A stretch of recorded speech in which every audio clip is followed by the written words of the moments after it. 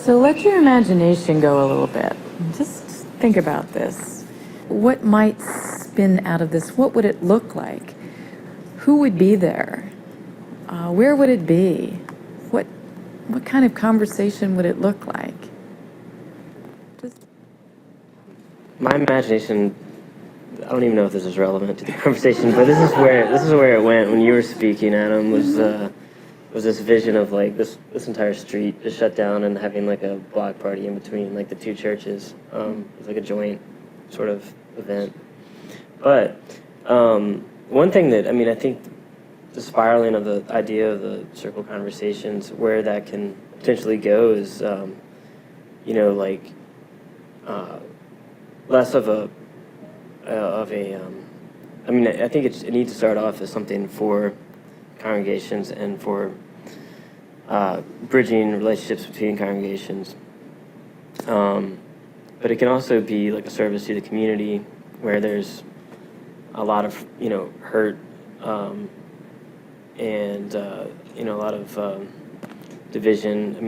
If they saw this block, these two blocks, like, as a place where they could go to resolve conflict and to have like some reconciliation.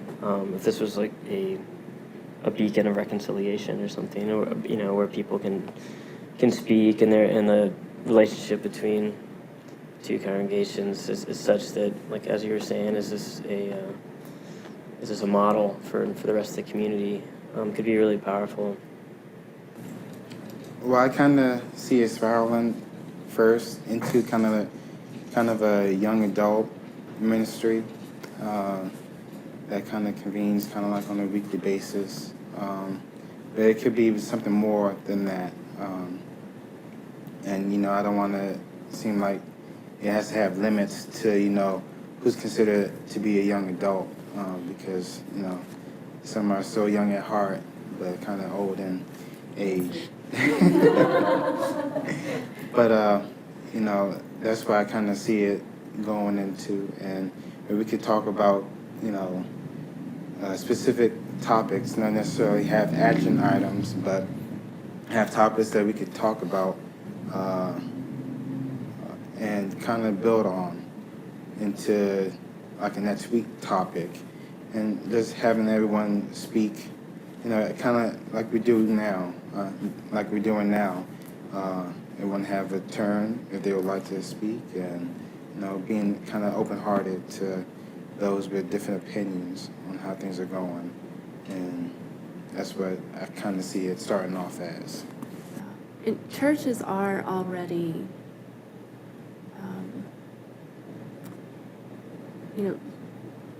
involved, and they are already local institutions for what goes on in the community.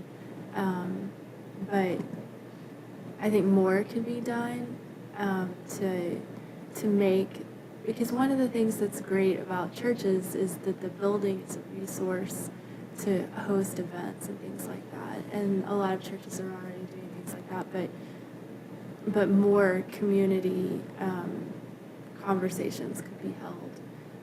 And I know, I was just telling Adam in the break about some people who want to do that, through the local government organizations and the civic associations and all that kind of stuff. And I think that maybe if JustPeace as an organization could donate facilitation to some of those, and offer the event and the facilitation, and then invite the community people. So expanding it, doing it within the churches too, but then also out into the communities, making it available to other people too, because a lot of the same issues are the same, within the churches, within the communities. So I think it'd be interesting, like you're saying, to talk with the communities about, we know these are divisive issues because this is our community, and we're facing the same issues in our church and communities too. Where my mind goes, since I am a seminary student, my mind goes, what if what if multiple seminaries got together? What if multiple campuses got together and we reached outside of groups where we sort of already know what each other thinks? So if I could create a ideal world, I would love to see groups traveling to each other every now and then. Say they get together and do this on a regular basis, but every now and then take some time and add a little bit newer conversation in there. I think that would be neat. I think, well, I mean, I have stuff that I've come in with that's still on my mind, I guess. So I'm co-chair of Serve here, so I'm always big into how can service bring people together and bring congregations together. So are there ways to develop joint ministries or to work together to develop stronger ministries in the downtown community? And then I also think the new aspect of what I've been thinking a lot about is just how this kind of healthy conversation or holy conferencing, as Adam said it was called, how it could be really helpful within our own congregation and even working sort of I'm a social work background, and you often talk about like sometimes you have to do the self-work before you can get to the place where you can reach out, and thinking a lot about just how much self-work this congregation might actually need to do to be a stronger institution in the community or a stronger voice in the community. So, and thinking about that as well. Yeah, I kind of have my seminary hat on too now.